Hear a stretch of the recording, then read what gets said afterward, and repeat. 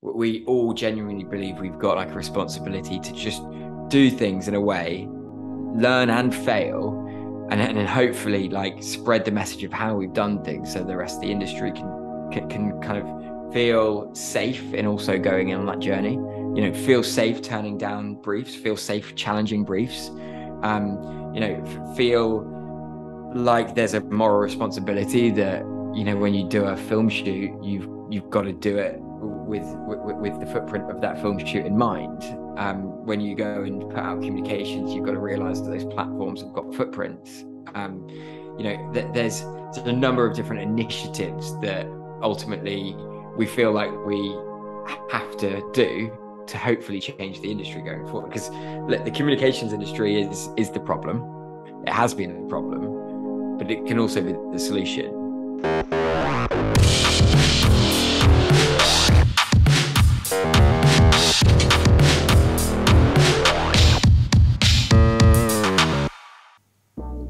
Hey everyone, it's Johnny here, and welcome to the Brown Master Flash podcast. I'm going to start this show today with a quote. What we do in the next 10 years will profoundly impact the next few thousand. There is no longer a scientific challenge, it is a communications challenge. Now you might know this quote, it's from Sir David Attenborough. So let's talk about climate change. We know the science, we're working on the technology, and we have a roadmap to figure out what needs to be done. So why is the climate challenge so big and so audacious? And why is it, in a lot of people's eyes, it seems unobtainable? So let's talk about communications. We need to rally the troops. We need to inspire people. We need to motivate people for positive behaviour change. And we also need bags and bags of positive energy. So I had the opportunity to talk to someone who has lots of those characteristics. He motivates people, he inspires change, and he has tons and tons of positive energy. And that person is Joss Ford. And he is the founder of the creative agency Enviral. So Enviral, they work with some incredible companies and organisations and charities. He works with Greenpeace and Ecologi and Good Energy. And Joss believes that change can happen in big business. And he believes that businesses can be a force for good, and they can think differently and have sustainability in the heart of everything that they do. So we talked about all things planet and creativity, and we actually talked about his wedding and how he decarbonised his own wedding. Now, I think you're going to really, really enjoy this show. If you're into your creativity, if you're into design, and you're into the environment and the planet, then this show will hopefully really inspire you. Enjoy. Joss, thank you so much for joining me today. How are you doing? Thank you. I'm very good, although I'm really jealous of your shirt and I want to know where you got it from. This is actually bought off Vinted. It's a Lazy Oaf shirt. It's about 5 sizes too big for me, but I kind of just think I pull it off because it's 90s. But I do get a lot of compliments on this shirt. It's my partner Natalie. She dresses me, so I've her to thank for that. Oh, I need to get in touch with her then. Get some style recommendations. She'll happily dress you, no problem. But you will be swamped in clothing, and you'll be walking around like Cousin It, but not hair with clothes. Cool. I'd like to, do you know what? I'd like to start this conversation down memory lane, actually, because so many people who know you and see you and aware of your work, they might not be familiar with your journey and where you've come from. And I find that there's so much interest in finding out about someone like yourself's past. So let's talk about the journey to Enviral, and where did your quest for sustainable communications, where do you think that started? It's such an interesting question, because only a few weeks ago I was talking with some of the Enviral team, and I just unlocked a complete whole level to the journey. And really it started when I was about 8 and I got totally into skateboarding, like fully immersed by skateboarding and extreme sports. And fast forward to when I was 16, I fell in love with renewable energy. I just was the lame guy that thought that powering a light bulb from the sun was a cool thing. um, and then fast forward again when I remember sitting in a little classroom with somebody called Graham Cutts, who I thank to this day every minute when I can. He was like, "Look, you're not very clever. You're not very sporty. You wish you were a good musician, but what do you want to do with your life now? Like, are you going to do the whole university thing, or are you not? And you've clearly got a lot of passions, and where are you going to hone it?" And we actually found a course together called Environment and Business, which merged my two passions. I was quite entrepreneurial, although I didn't even know what that word meant. And I was really, really deeply into nature. And that really came from me being fortunate enough to grow up in a little county in the UK called Herefordshire, very rural county. It's kind of a little bit delayed it's not the most forward thinking county in the UK, but it's got some ridiculously amazing countryside. And I got myself into this environment and business course. I didn't get the grades, and I managed to blag my way in. Went to every single lecture, every single one, which is nuts. I loved it so much. And really saw for the first time how the environment and business can operate together and how they should operate together, and ultimately the core principles of business as well as sustainability. And so that's the kind of like the journey to me getting into kind of business and sustainability and communications. But really there were like blocks in that which were like the game-changing moments. So when I was 8, I realized that subcultures can create community. Super important for any brand. When I was 16, I realized that innovation and tech can change the world. And you don't have to use really heavily polluting and high carbon industries to be successful and to create a world that actually works. And then basically when I was about 18, I was realizing that really, really big brands, which were very different to the subculture brands that I fell in love with when I was about 8 years old, like the Vans of the world, these core skate brands, these core extreme sports brands. They had huge, huge budgets, but the messaging was just felt so just fluffy, but vice versa, you have these really small core creative community focused brands that didn't have big budgets at all, but they were like going global because of their purpose around like extreme sports and getting people together and having a good time and pushing the boundaries of those little subcultures, whether it's in music or whether it's in things like skateboarding. And this full journey and experience molded into this real frustration, this problem that we're still trying to fight every single day today, which is that there are brilliant brands in the world who are doing brilliant things, like genuinely innovating their industries.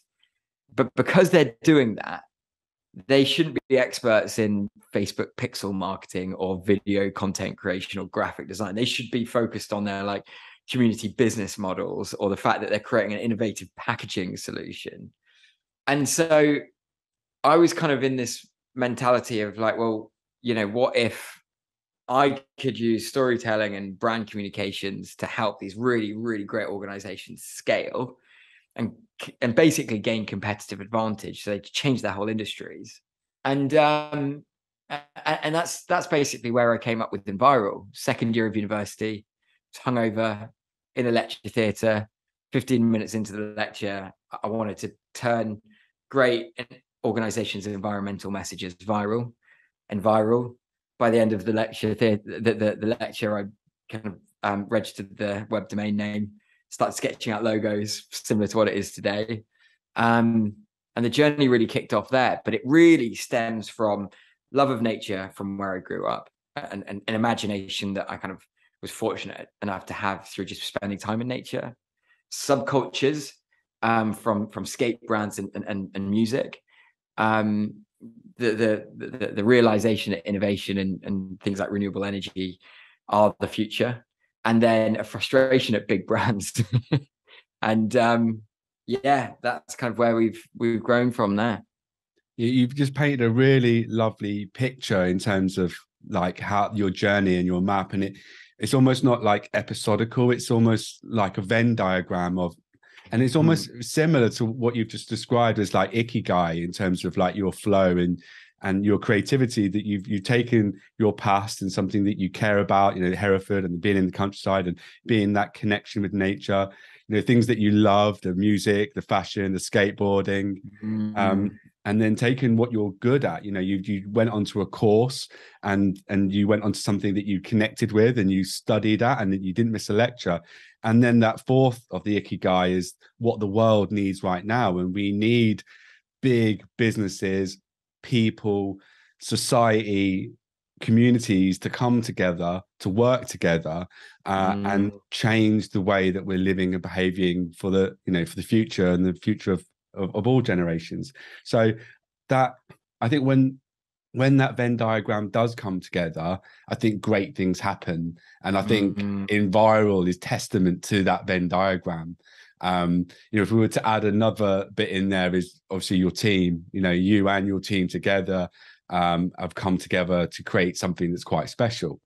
Totally. Yeah, I mean, look, they're the people who are really making the change happen, and our clients as well. I think that although as an agency we help push our clients forward as much as possible, as well as we have a, God, this is going to sound really pretty lame, but like we all genuinely believe we've got like a responsibility to just do things in a way, learn and fail, and then hopefully like spread the message of how we've done things, so the rest of the industry can kind of feel safe in also going in on that journey. Feel safe turning down briefs, feel safe challenging briefs, feel like there's a moral responsibility that when you do a film shoot, you've got to do it with the footprint of that film shoot in mind. When you go and put out communications, you've got to realize that those platforms have got footprints. There's a number of different initiatives that ultimately we feel like we have to do to hopefully change the industry going forward. Because the communications industry is the problem. It has been the problem, but it can also be the solution. And I'm so passionate about that. I'm so passionate that business is the vehicle for mass change. And we're seeing it, right? We're literally seeing it day by day. Like when I joined that course in environment and business, there were 2 universities in the country which merged both business studies and environmental studies. That's like mad, right? When the world is now just all encompassed by it. So movements happen, and creativity is at the heart of that. Creativity is what connects and inspires. And it's just so amazing to see creatives of all different avenues and angles, really pushing the message, and then ultimately pushing the movement forward.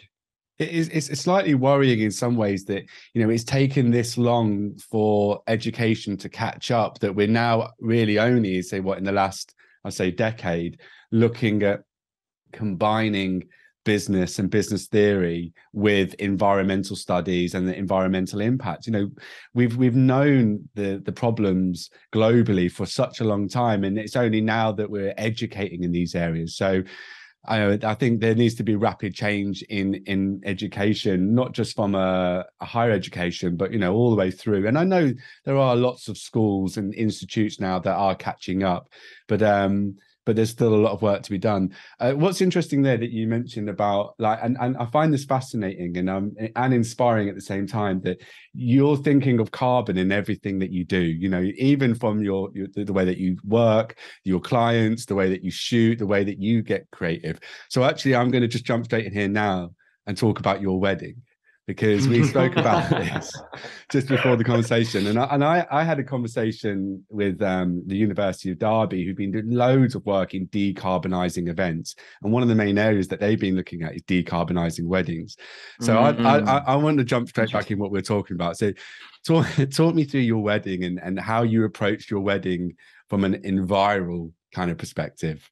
Yeah. Oh, so first of all, feel like there's an eternal amount of sunshine on me at the moment. I feel very blessed. I had a really brilliant wedding a couple of weeks ago. Not gonna lie, there's a hell of a lot of planning in there, and juggling a business and trying to do things like kick off a podcast. And I mean, I was supposed to be running the London Marathon 2 weeks afterwards, but I deferred that until April because of an injury. It's been a busy few months, I'm not gonna lie. But yeah, look, like it's not just Enviral that is the route to me living and breathing a sustainability focused life. And I think the wedding was something that was really interesting because they are just like we actually threw a festival. And I love festivals. That's where I have my sense of escapism in and outside of work. And so we put on a festival, but we're like, oh, how can we make sure that we do this in a way which I guess practices what we preach?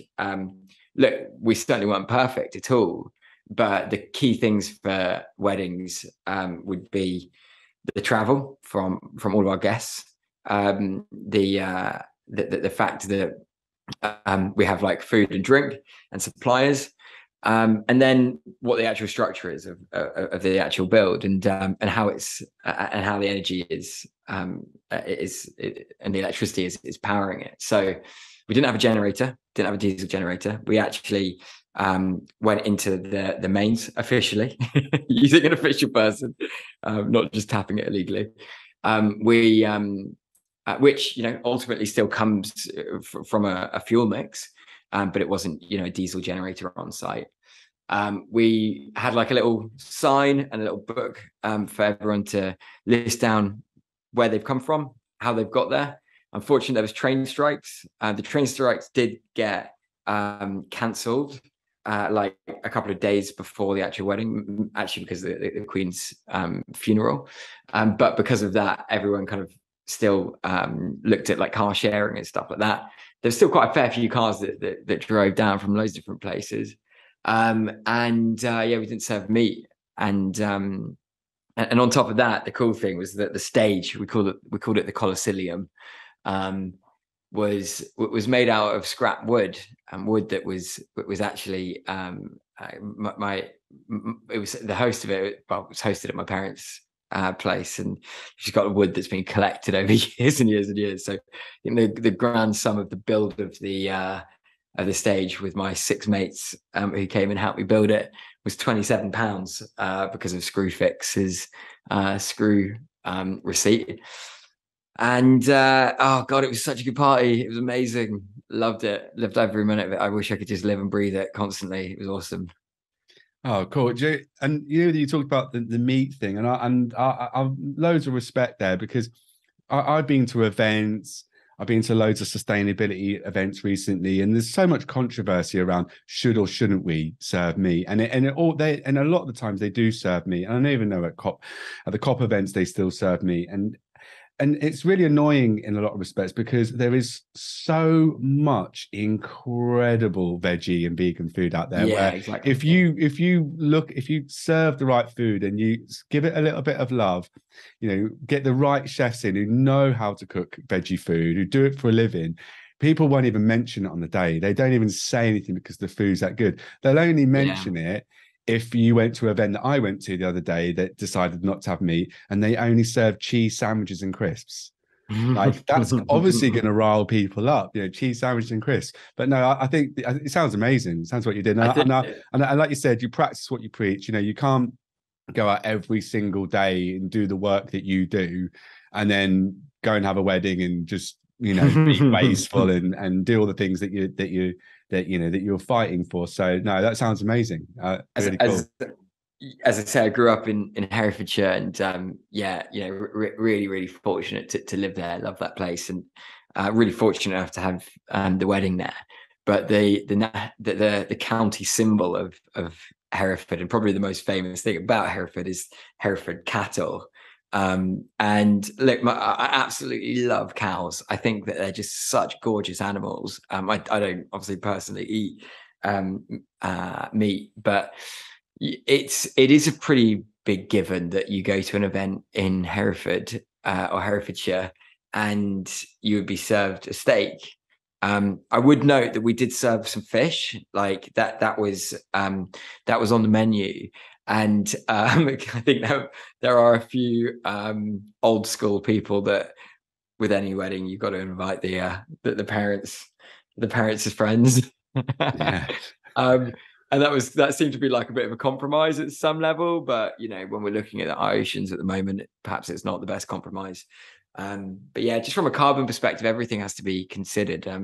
But look, like putting the onus on the individual is something that is a really, really tricky thing to navigate at this moment. We all know that we need everyone from governments, businesses, and individuals to make action happen. But as you just mentioned, like if you go to an event and the food is really good, but it isn't meat, people like it. Like people buy what's in front of them from a supermarket. People go out to restaurants and they eat what's on the menu, what's in front of them. You wouldn't go to a restaurant and have a menu and then basically say, "Oh, do you reckon you can serve me X, Y, and Z?" It doesn't work like that. People, us human beings, we buy what's in front of us. So I think it's of huge importance that is business and government that really change the game at this stage. And by heavily taxing things, by the opportunities of businesses becoming real leaders in their industry through competitive advantage of doing things differently. Look at the kind of Oatleys of the world, the Tonys of the world. Like Tony's cost like £1.50 to £2 more expensive than a Nestle chocolate bar. But people buy it because they bought into the ethos, they bought into the brand, and ultimately, although they've got a mission of 100% slave-free chocolate, the fact is that it tastes really good. And the fact is that the branding is unique and different, and so people buy into that. Like the sustainability thing is just the given. But we do need these brands to lead the way, and it's really great to see that creativity is at the core of that change. It's great that you just said that. The first half of this conversation, well, actually, I think it's going to be the whole conversation, if I'm honest. There's two core pillars I want to talk about. One is the planet and the other is creativity. And I was going to jump into creativity here, but I'm not. I'm going to hold fire on that and I'm going to go straight to planet. And just to echo what you said, I think our relationship with food and in particular animals is a whole incredible series of conversations there that I hopefully will have at some point. But actually, I'm going to just steer this towards a certain question. And I want to give you a little bit of bio behind this question. So just over a year ago, I think it was, I had a conversation with Tom Tapper from Nice and Serious. And I had this, and it was great and a really inspiring conversation. I asked a question to him and I thought it was a good question. And when I got to the end of the question, I realized how insane the question was. It was such a big, audacious, crazy question. And I instantly regretted it once I asked this question. But he came back with an answer that basically almost changed my life in what he said. He came back with such a great answer that I'd never really kind of focused on? And because it was such a great answer, I'm going to ask the question again to you. So strap yourself in, because it's a big one, right? So out of all the most challenging areas of our life, climate and environment, what do you think is the single most important global challenge that needs communicating to the UK population? Wow. So first of all, Tom Tapper is a complete and utter legend. Like genuine idol. He is and has been shaping the communication industry in the UK and beyond for a lot longer than myself. And Nice and Serious's work is brilliant. My favorite case study and piece of content is by them. One Sweet World, Ben and Jerry's, created by Nice and Serious. And he's a brilliant person. So huge vibes to Tom.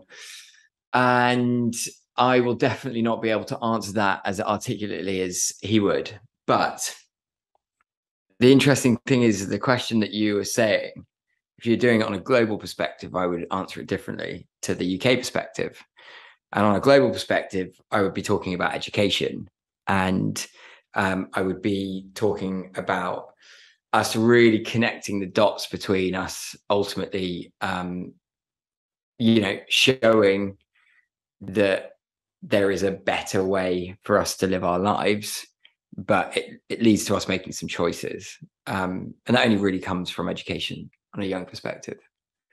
When it comes to the UK perspective, I do think that there is something that I heard recently, which is that, like, don't vote with your dollar, like vote with your vote. Because, ultimately we're in the most economic wavy times right now. And yes, for every purchase of Tony's, you're not purchasing to Nestle, and therefore you're driving that industry into a direction. But it takes humans and individuals, their money and their individual choice to make shit happen. For me, it would be the fact that we all have a voice, and they work for us, politicians, and with enough pressure and with enough inspiration, governments are the ones that can make that mass change happen so damn quickly. And for me, like, that vote is so important, but it's also so obvious. And we've been trying to do it for, like, ever since politics was, modern. Is politics modern? Probably not. It's fucking outdated, isn't it? But modern politics, where the vote has been, at some level equal, it's the obvious choice. And I just have so little hope in politics and governments at the moment that seems to be something that almost is being brushed under the table. It's just a complete and utter joke at the moment, isn't it? People were saying that it couldn't get worse a month ago, and then look at last month. Wild. And then you've got businesses, us really cool little small organizations, those huge conglomerate organizations, the middle ground, often the unsung heroes, the startup entrepreneurs, the people with the dream and a vision. That to me is where change happens. But in terms of the single most important thing that could be communicated to businesses, I think the fact is that, like, there is no such thing as perfect. And so for striving for perfect, people don't tend to act. And people are waiting for that silver bullet. They're waiting for that next innovation, which is cheaper. They're waiting for the fact that, if I wait a year, there might be a newer, more advanced model of something that I'll invest in then. But if you take the fact that you're not striving for perfection, you're striving for continuous improvement, and that is something that's deeply ingrained in business. and communicated in a way which is like, okay, you don't have to do things completely uniquely. You don't have to reinvent the wheel every single time for competitive advantage. You just need to do the things that are in front of us. If we all did that, mass change would happen. And it really frustrates me that brands, especially in the communications world, where everybody wants something different and everybody wants that new, really crazy Earth Day campaign that nobody's ever done before, but then they're not doing the 50 other things that they could so easily be doing right now because they're striving for perfection and difference. If we all just accepted that we have to operate and operate differently very quickly and just do the things that are in front of us, then I think that's the biggest impact that we could have. You know, Joe, I totally echo and agree with everything you're saying. What the two main areas that you pinpointed there in terms of the single most important challenge that we have, you broke it down to two, is our political system and the large conglomerate, big corporations, that basically dictate and rule and kind of have a large sway in what happens. Actually, if you boil that down, it's kind of inertia that's the problem. It's slow moving systems and operations and kind of these organizations that just don't move quick enough. And if you look at, say, the political system, it's like an island that doesn't seem to be moving anywhere. And don't get me wrong, I don't want to, I've met people within politics that are doing some really great things, although they struggle. Totally. But in terms of the infrastructure in which they sit in, it seems to be stagnating and it doesn't seem to be moving, and it's very old-fashioned. And then if you think of like large businesses, they're like huge, big oil tankers, pardon the pun, and they take long time to move and turn into a new direction.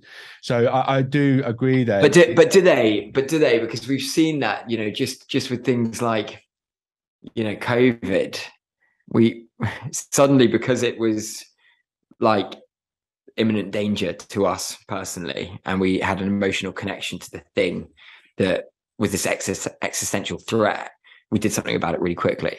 No, you're right. COVID did show us that things can change extremely quickly if you put your mind to it. Yep. And if the governments put rules in place and take it really, really seriously, and businesses, I was literally speaking to one of the head of innovation at Rolls-Royce recently, and overnight they put their whole research and development team into, from big kind of aviation and from big, systems thinking within aviation and mobility to solving COVID, because it's basically the same thing, but a completely different industry. It's just process thinking. There is a ability just to change very quickly if there's a threat. But how threat clear and present does it need to be for that rapid change? And that's worrying, isn't it? Because it's almost like, someone needs to have a heart attack to lose weight, or someone needs to have a lung transplant to stop smoking. When is that point when we go, oh, actually, maybe this is a big problem and maybe we need to do it? What kind of massive global catastrophe or national catastrophe do we need to have to then go, maybe we need to change? And that's slightly worrying as well. Mate, totally. It's scary, but us human beings are pretty simple but very complex beings. I'm really interested to know what Tom's answer was. Okay, Tom's answer was consumerism. Yeah, he the way he discussed it, and my thought process after the conversation was that everything basically stems back to consumerism. Everything in terms of like the big global challenges, and if we can tackle consumerism, then we've got a fighting chance. So my question further ahead in this conversation, but I'll nip to it now, is I do a lot of work with scientists, a lot of work at universities, a lot of work with research projects, and I had a really interesting conversation with an academic the other day, and he said that all the exciting conversations that we're having about climate change often stems around science and technology, that this is incredible science and technology that's being developed. that we have now the answers. We've got the answers to solve climate change. But the area that we don't focus on is the social sciences. It's the behavior, it's the society, it's the societal injustices, it's the community breakdown and the community building. We don't do near enough work in the research in those areas, because that ultimately will drive change. And he said the biggest problem that we have in the UK right now is that when people are worried about money and there's poverty and there's energy poverty, people stop thinking about climate and they stop thinking about their environment. And there's actual graphs to show that when we're struggling for money, it goes lower down on people's agenda and people's things. So if we can tackle poverty and if we can tackle social injustice and social divide, then more people will then care about the climate and their environment. And then when he phrased it and reframed it in that way, I thought, okay, there's a lot of deep work to be done here. There's a lot of deep work to be done in the trenches, in the dirt and the bullets, to get people in a better place physically, mentally, spiritually, economically, to then tackle the biggest problem, which is climate. And that just opened up a whole can of worms in my head, because as Seed, we focus so much on tech. Because we work with research projects. Yesterday, I was at Keele University understanding about smart energy technology and about smart networks and energy distribution and how new battery technology. And I left going, wow, we're saved. But then I only have to walk down my local high street or got on the train and realized we're fucked. You know what I mean? In the space of about 20 minutes. And I thought, there's got to be bridging here in terms of our communications. And I think now, actually, if I'm totally honest, the deep work now is with local communities, with young people, with with people that are on low income. I think that's for climate change now. I feel that that's where the work needs to be done. Yeah, it's really interesting, isn't it? I mean, like, look, there was a stat that I love from a couple of years ago, and I'm hoping that it's changed, but I haven't seen an updated piece of research.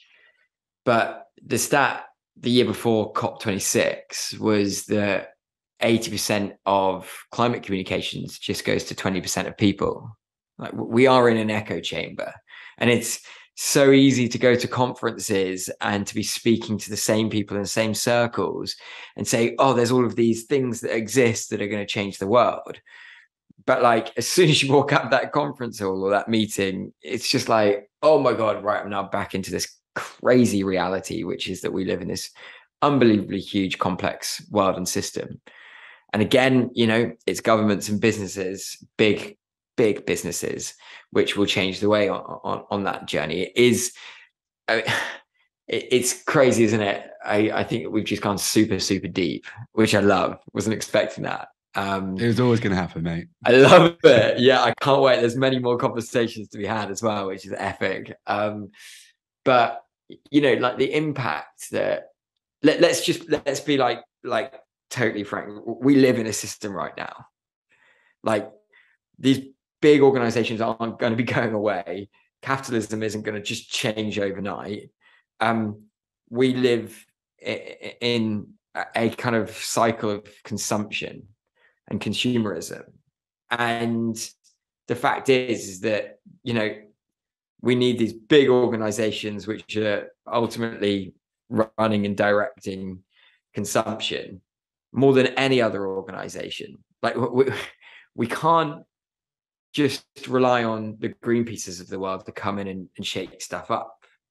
Like, we need the Nestle's, the McDonald's, the Cokes to change. And it's really tricky, isn't it? Because, like, on one side, we literally just see that Coke and COP26, Coke, the Coca-Cola enterprise is sponsoring COP27. Sorry.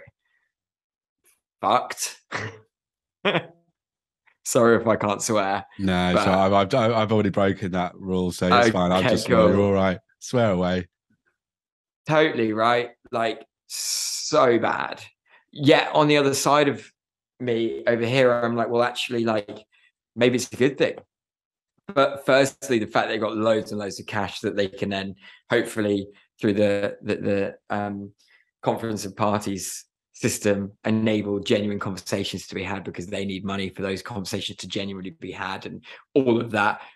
Super skeptic over here. I'm an internal optimist generally, but like, the fact is that we need the Coca-Cola enterprises to change the most. The fact is that McDonald's, I celebrate the fact that they have the McPlant and they roll that out nationally or internationally, because suddenly they see that the reviews of people eating their products are that, oh, that tastes just like meat. And it's also got X% less of a carbon footprint. Small step, rolled out globally, very big impact. And perhaps it's that start of the chain for hopefully rapid change. You have Nestle, who I think have just announced that this Christmas, Quality Street, like the plastic single-use wrappers for those ridiculously small kind of like 5-second moments of chocolate consumption wrapped in 2 different materials, a foiled paper with a then plastic outer sleeve, with what maybe about 40, knowing them this Christmas, probably about 30, because it's always getting smaller and smaller, wrapped in single-use plastic. Apparently this year it's going to be made out of a specific wax paper. Like, small but big impact, because they're a huge organization.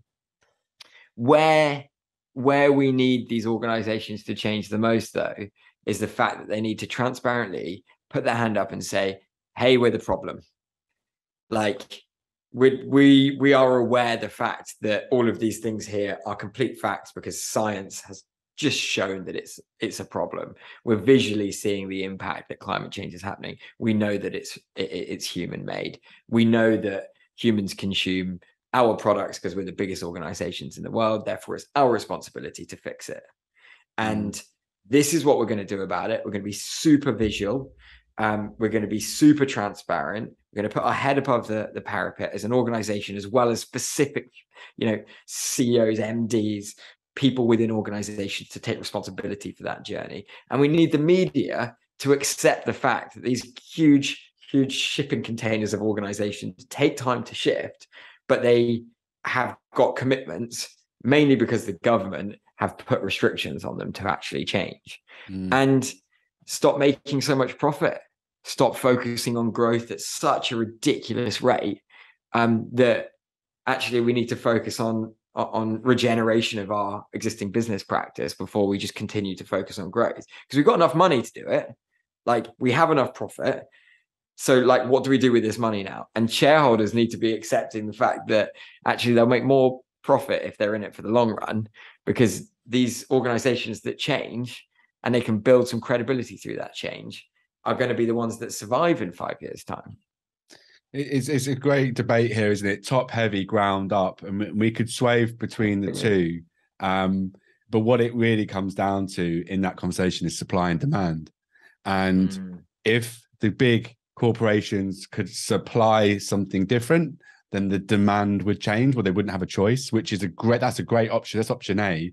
Option B is we ask for different things, and we give it with the other options. We vote with our feet, like you said, the vote, go for the Tony's chocolate, go for the Oatly, pay that little bit more, vote with our feet, sacrifice in other areas, perhaps with money wise. And then the companies will have to catch up, because they're seeing that's where consumer demand's going. But I think this has got to be this has to traverse between the two. It's got to be a 2-prong attack here. And I think there's so many areas to look at here, from technology, from policy to consumer to behavior. They all need to be addressed. They all work together. Like, they work in synergy together.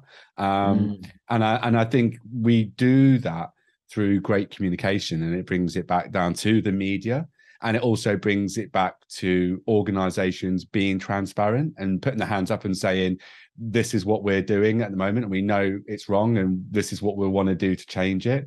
And then going back to your original comment about the international challenge is educating people why they should vote with their feet and why they should spend a little bit more money on that and buy less of that and not buy that at all. If we can do all those things, then we're all right.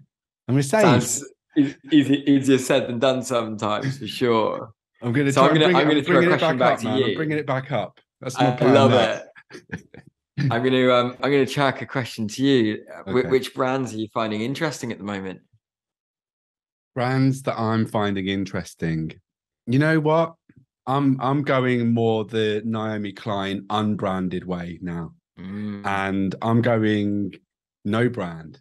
And that's funny because the sign behind me says Brand Master Flash. And the reason why I'm going no brand is, and I'll tell you a little story now about someone that I'm about to work with who's really investing in technology, in refill technology. And he's hit a brick wall in refill technology. So he's exploring loads of incredible ways. I've got to be careful about what I can and can't tell you here. But he's investing in loads of incredible ways to take refill consumer, like the refill system, and taking it to mass market through interesting pickup technology in cars, drop off, in terms of the way that you order refill, how you receive refill, kind of looking at all the money that the models from, say, Riverford, Dizzy, all these different models, and turning it into a model that could be commercialized at a larger scale. And one of the funny things is, one of the reasons why the individual brands are hesitant, because as soon as you take away the packaging, you remove the brand. And once you remove the brand, then if you've got 40p cornflakes here and you've got £1.20 cornflakes there with no branding or package on it, which one are you going to go for? It demyths the whole sort of the importance of brand, and the brands are worried.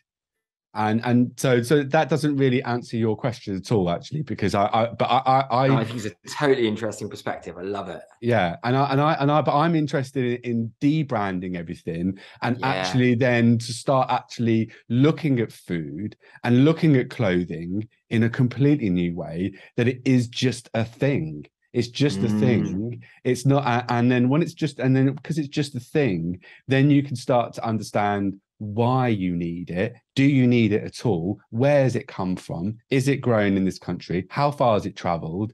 Those things, that's the brand then, not the colors, not the logo, not the story. It's literally just the fundamental things. And then that becomes the brand. And we rewrite brands about from its environmental impact and its sustenance and its nutrition and its travel and all these things that are important.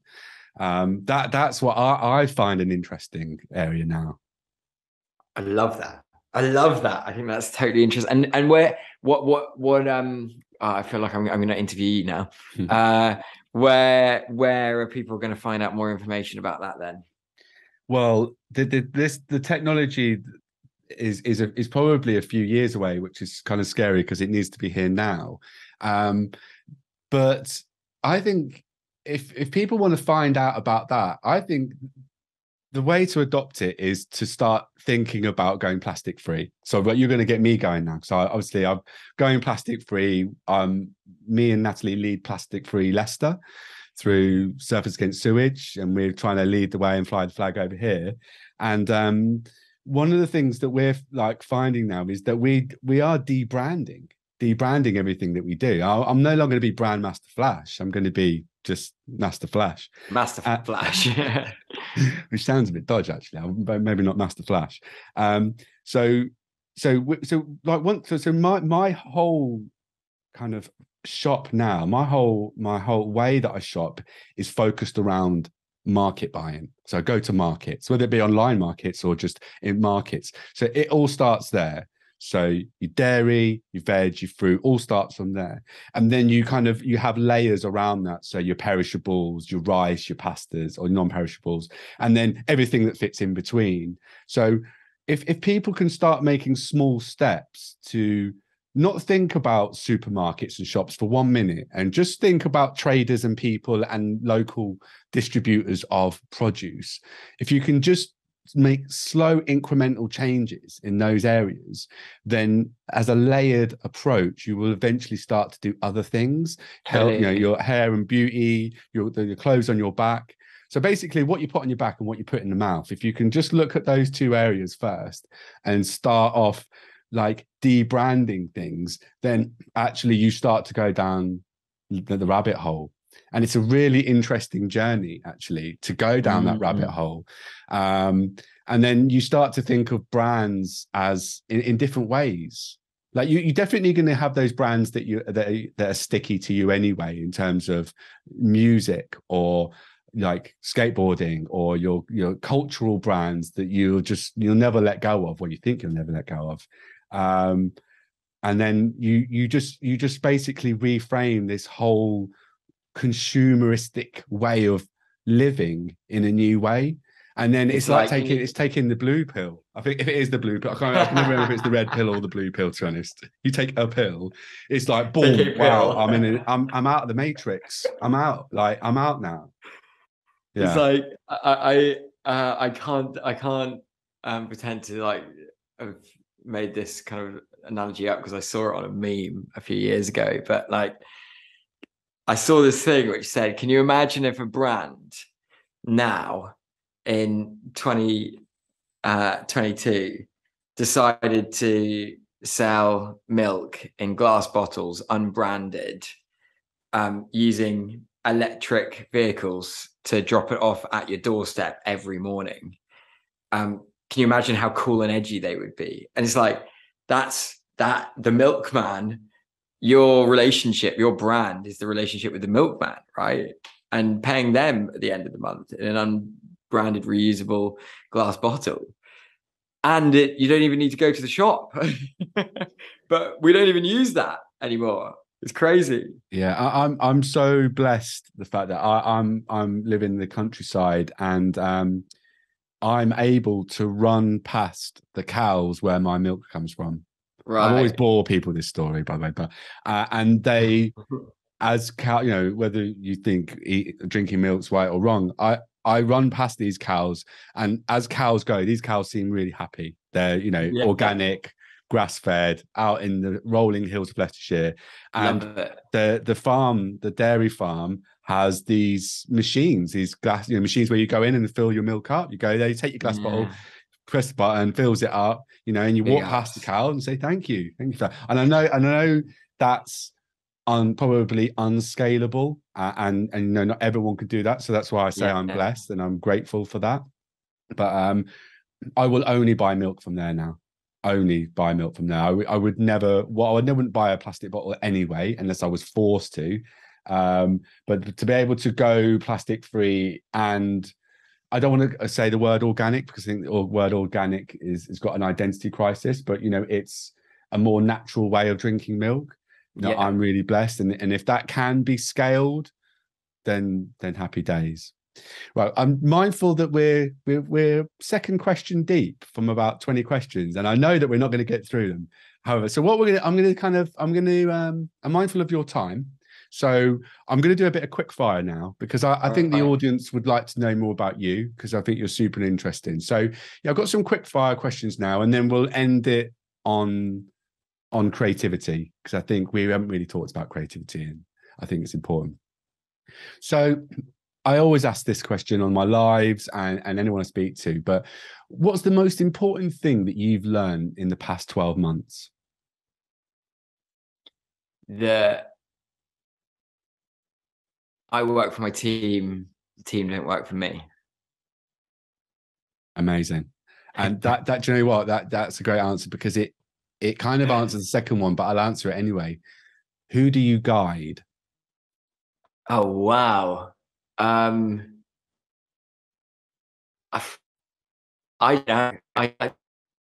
a question that you're going to have to ask other people, but I think I'm guiding myself, if anything. I'm going through a complete journey of self understanding at the moment, in terms of running business, how I live my life personally.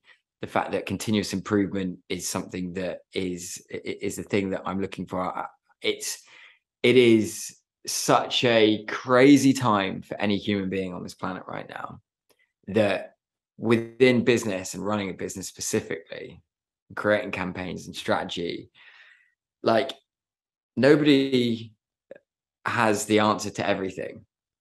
And the fact that you're just kind of going through a journey, and a lot of people that I speak to who are genuinely at the top of the game in their industries are still saying, still fake it till I make it. You know, I'm building the plane whilst flying it. And so I think I'm doing that. I'm building a plane whilst flying it. And hopefully the plane will be electric and powered by the sun. Do you know what? That's why, you know, people that are architects, doctors, they call it a practice. And I think climate is the same. I think climate, it is climate practice. Totally. We're all stumbling through this thing called life. No one knows the answers. But my thing is, my two things are, is that every grain of rice tips the balance. So when people say, oh, is it enough? It's not going to do anything. Every grain of rice tips the balance. Totally. And if you can just be a little bit better than you were yesterday, then that's progression. That's progress for me.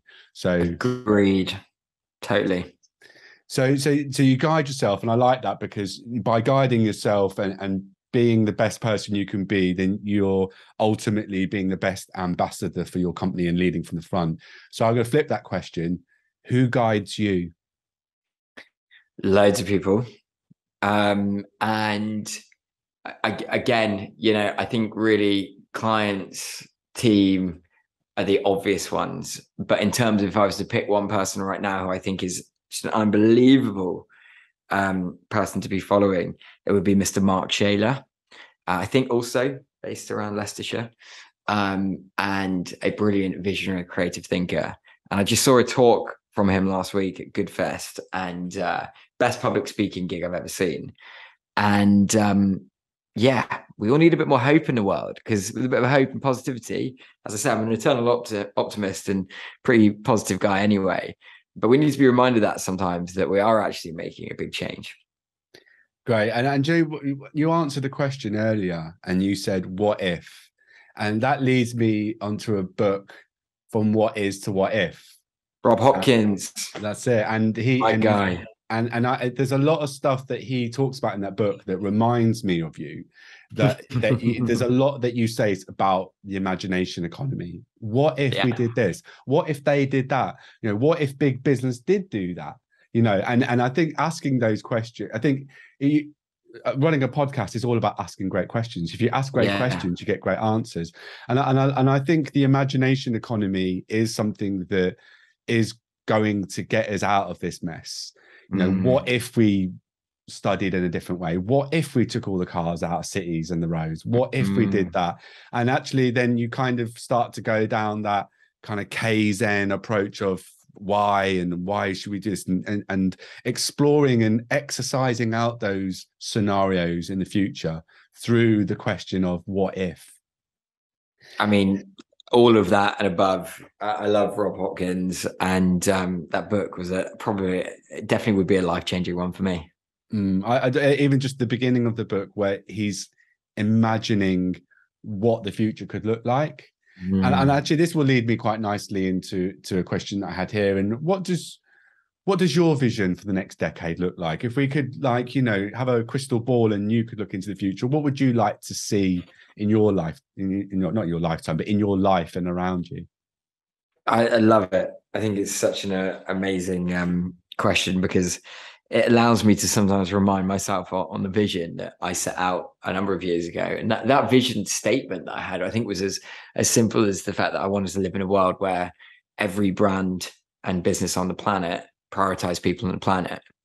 And if you think about that, like, that's quite a lofty vision to have. But even in the time that I created that vision to now, it's like, whoa, there's some big waves that are happening. You know, it's sometimes hard to document those waves, but they're definitely happening. And I'll stick with that vision. Like, I genuinely would love to see in the next decade, every single organization that you go into, you go onto their website, you go and apply for a job with them, and they could be in absolutely any industry.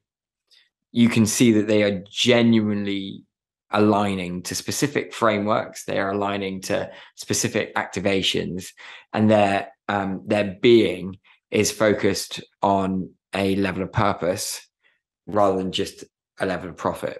And it's so totally hard to say that right now, as we're in a cost of living crisis, when, you know, the majority of our nation are in a genuine state right now of flux because of what's in their bank account, and the amount of people on the breadline, amount of people at food banks, like the amount of entrepreneurs who are working 16, 17 hours a day plus to keep their business afloat, let alone have to then also integrate a number of policies which take time, expertise, and money to make happen. But then ultimately, you know, without that, we're not going to have a planet to live on that is habitable. So it's a bit of a crazy trade-off, right? And it has to happen. So that vision of every single brand prioritizing, and that word prioritizing is the thing to circle, people on the planet. That would be pretty cool. Yeah, I'd like to get to the point where CSR and ESG aren't even words that we use anymore. They're just it's just normal. Like business is it's normal to have a sustainability team like that runs throughout leadership and throughout from the top to the bottom, that everything is thought out from a carbon point of view in terms of when we're making decision-making processes and over profit. Because I do agree, like you mentioned earlier, that there's an amazing innovation in the green pound in terms of market transitions, in terms of doing things better than your competitors, but being a beacon for talent. Like there is, from a business, if we're going to look at it purely from business, it's really financially sound to be looking into the green pound. That rhymes. And like, you know, totally, like if you're a brand, that you've got to be focusing on the functionality, you've got to be focusing on the look, the taste, whatever the industry you're in. Focus on that. That needs to be your key priority, but also just like prioritize people on the planet in how you actually operate your organization to do that specific product or services needs, and delivering that. And it's an exciting time. Like I am really optimistic about the movement that's happening right now. And we have to remind ourselves that it's a ridiculously big thing that we're dealing with. But you know, seeing small organizations literally being the catalyst for the largest companies in the world changing, seeing a Swedish schoolgirl striking outside of Parliament and creating a full wave of activism and action is, you know, something that can happen very quickly, and it can happen with huge impact. And there has to be hope in all of those elements. Yeah, I love it. Well, on that note, I think we'll leave it there. We'll have to do a part 2 another day, mate. I could talk to you for hours. I loved it. Let's do that. Let's do that. Let's 100%. Let's get outside as well. Let's totally get hours and hours of conversation in. Yeah, I love it. Cool. So to all the listeners, Josh, tell them where you'd like to find out more about you, Enviral. Where should they go? Yeah, I'm on all the interwebs. Just search Joss Ford or Enviral. It's Enviral. I'm dyslexic, so I'm happy that came out well. Yeah, look, I think that there is an amazing space that we're fortunate enough to be in at the moment, where collaboration, not competition, is a thing. So don't just go and search for Enviral. Go and search for the nice and seriouses of the world. Go and search for the Futeras of the world, the Leaps of the world. There's some brilliant organizations, small, medium, and big, who are really changing the game right now. So yeah, we're feeling pretty blessed to be in an industry which is genuinely making some change. Yeah, great. I love your energy. I love your imagination. And yeah, keep the faith, man. Keep going, doing what you're doing. Love it. I'm a big fan. Thank you. My guy, thank you.